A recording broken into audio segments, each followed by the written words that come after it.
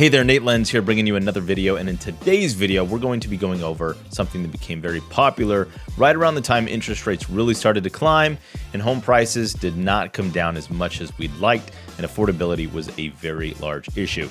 Now, this strategy, you may have heard of it, it's called the temporary buy-down strategy. Now, I'm going to go ahead and tell you up front that I do not think that this program is for the vast majority of home buyers, and it is for maybe a small handful of people, and I'll explain why I think that at the end.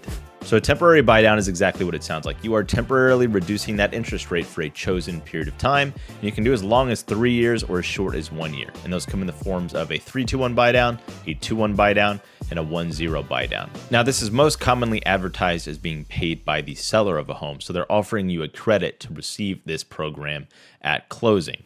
So let's take a quick look at how this would break down if we opted for a 2-1 buy-down strategy on a $400,000 loan amount at a 6.5% par rate. And par rate meaning that this is the lowest rate you were able to get with no additional discount points or origination charges. And this is going to be a 30-year term. So if we're looking at the breakdown, it's a 2-1 buy-down. So in year one, the interest rate is reduced by 2%. So we're looking at a 4.5% rate, leading to a principal and interest payment of $2,026.74.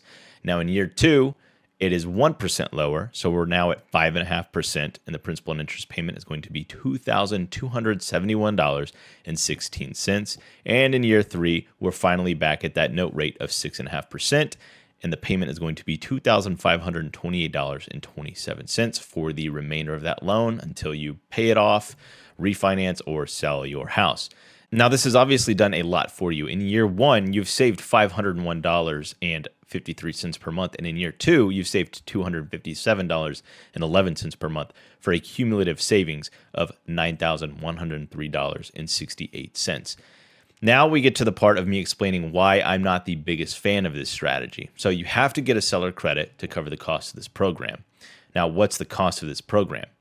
You're actually already looking at that number. The cost is equivalent to the amount of savings over that 2-year period of time. So the cost is $9,103.68. It is to the penny equal to the savings. Now, if you know how seller credits work, you may already be asking yourself, well, if I'm getting a seller credit to cover this $9,103 charge, and I'm saving $9,103 over this 2-year period of time, where's the real benefit? And this is why I'm not the biggest fan of this program, because if we're talking numbers specifically and how it pencils out, there's really no net benefit. All you're doing is taking that seller credit and taking it over a 2-year period of time instead of attributing that seller credit towards your existing closing costs that are probably in the ballpark of $10,000 to $12,000 anyways, and taking that money over a 2-year period of time instead of putting that in your pocket at closing. So if you're somebody who doesn't love to budget and you just haven't exercised that budgeting muscle, this is a way to force you into saving that money over a 2-year period of time.